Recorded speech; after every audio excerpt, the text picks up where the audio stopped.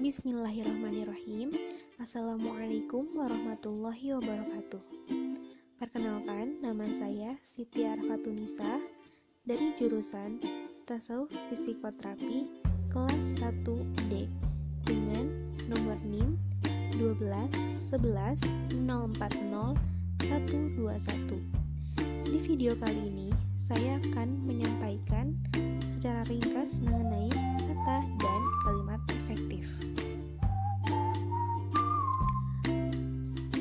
Nah, di sini ada beberapa poin pembahasan, di mana poin ini muncul dari beberapa pertanyaan, yaitu apa yang dimaksud dengan kata, apa saja fungsi kata, apa yang dimaksud dengan kalimat, apa yang dimaksud dengan kalimat efektif, dan apa saja ciri-ciri kalimat efektif. Baiklah, kita masuk ke pembahasan. Pengertian kata. Kata memiliki pengertian sebagai sederetan huruf yang berada di antara dua spasi dan memiliki sebuah arti. Kata memiliki tujuan sebagai satuan gramatikal terkecil yang memiliki makna dan arti sehingga dapat disusun menjadi suatu kalimat, klausa, dan frasa. Unsur bahasa ini menjadi unsur penting dalam kebahasaan karena dapat menerangkan benda, waktu, sifat, dan lain-lain. Nah, kemudian selanjutnya kita masuk ke fungsi kata. Sebagai satuan gramatikal terkecil yang membentuk suatu kalimat, kata memiliki beberapa fungsi, yaitu fungsi subjektif, fungsi predikat, fungsi objek, fungsi keterangan, dan fungsi pelengkap. Oke, selanjutnya agar lebih memperjelas mana yang disebut kata sebagai subjek, kata sebagai predikat, sebagai objek, sebagai keterangan, dan lainnya, mari kita pilih salah satu kalimat. Nah, kita coba dengan kalimat kakak membeli tas di toko dekat rumah. Oke. Pada kalimat tersebut, kata kakak merupakan kata yang berfungsi sebagai subjek. Jadi, subjek bisa dibilang sebagai pelaku atau orang. Nah, kemudian pada kata membeli, kata tersebut adalah kata yang berfungsi sebagai predikat. Jadi predikat merupakan kata yang menjelaskan kegiatan atau aktivitas dari subjek. Nah, kemudian kata yang berfungsi sebagai objek adalah tas. Nah, kenapa? Karena tas ini memiliki peran sebagai penderita atau yang mengalami dari kegiatan predikat itu. Jadi, selanjutnya, bagian kata yang berfungsi sebagai keterangan bisa kita lihat di kata di toko. Nah, itu di toko merupakan salah satu kata yang berfungsi sebagai keterangan. Lebih tepatnya keterangan tempat. Oke. Dan kata terakhir dekat rumah. Nah, itu dua kata tersebut bisa kita golongkan kepada kata yang berfungsi sebagai pelengkap. Jadi, dalam kalimat kakak membeli tas di toko dekat rumah sudah lengkap ya, ada subjek, ada predikat, ada objek, ada keterangan, dan ada kata yang berfungsi sebagai pelengkap. Oke, selanjutnya kita lanjut ke pembahasan mengenai kalimat dan kalimat efektif. Apa itu kalimat dan apa yang dimaksud dengan kalimat efektif? Kalimat adalah kumpulan kata yang setidaknya terdiri dari subjek dan predikat.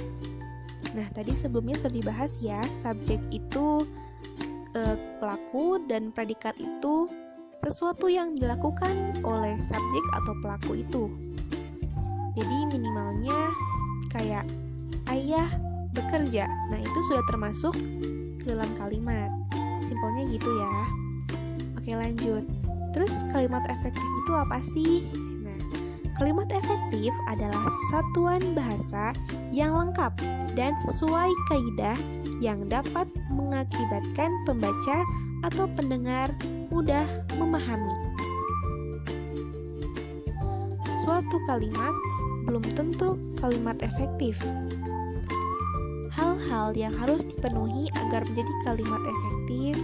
Yang pertama, segala unsur penting yang harus dimiliki oleh kalimat pastinya harus ada.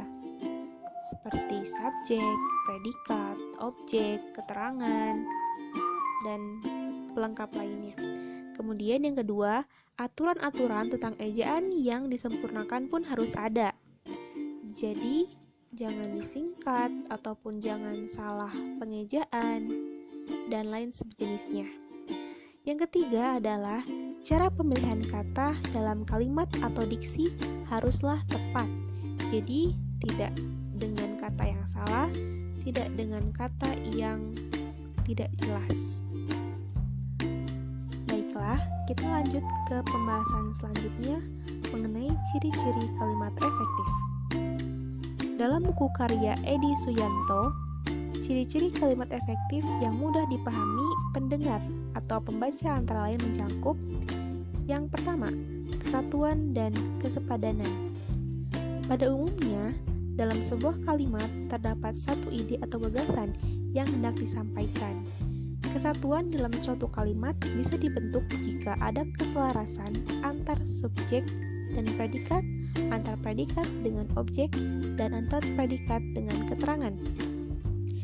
Kemudian, kesepadanan adalah kalimat yang dilihat dari struktur bahasanya dalam mendukung gagasan atau konsep yang merupakan kepaduan pikiran. Yang kedua, kesejajaran. Kesejajaran dalam kalimat adalah penggunaan bentuk-bentuk kata atau kalimat atau konstruksi bahasa yang sama dan dipakai untuk memberi kejelasan kalimat secara keseluruhan. Yang ketiga, penekanan. Penekanan dalam kalimat adalah upaya pemberian aksentuasi, pemusatan perhatian pada salah satu unsur atau bagian kalimat agar unsur atau bagian kalimat yang diberi penegasan atau penekanan itu lebih mendapat perhatian dari pendengar atau pembaca. Yang keempat, penghematan kata. Hemat dalam kalimat efektif maksudnya adalah kehematan dalam pemakaian kata, frase, atau bentuk lainnya yang dianggap tidak perlu. Sebuah kata dikatakan hemat bukan karena jumlah katanya yang sedikit, melainkan menyangkut tentang gramatikal dan makna kata. Jadi poin utamanya adalah seberapa banyaknya kata yang bermanfaat dan penting bagi pembaca atau pendengar. Jadi untuk membuat kalimat efektif yang hemat, setidaknya hindari pengulangan subjek kalimat, hipomim, bentuk kata bersinonim, makna jamak yang ganda, pemakaian kata depan dari dan daripada. Dan ciri yang kelima adalah variasi struktur kalimat. Jadi sebuah bacaan atau kalimat yang baik merupakan suatu komposisi yang dapat memikat pembacanya untuk terus membaca sampai selesai. Salah satu caranya adalah menggunakan variasi kalimat yang didapatkan dengan membaca dan memperkaya kata-kata. Baiklah teman-teman, itulah pembahasan singkat mengenai kata dan kalimat efektif yang dapat saya sampaikan. Untuk segala kekeliruan, baik itu dari segi pengucapan ataupun media ilustrasi, saya ucapkan permohonan maaf. Sekian dan terima kasih. Wassalamualaikum warahmatullahi wabarakatuh.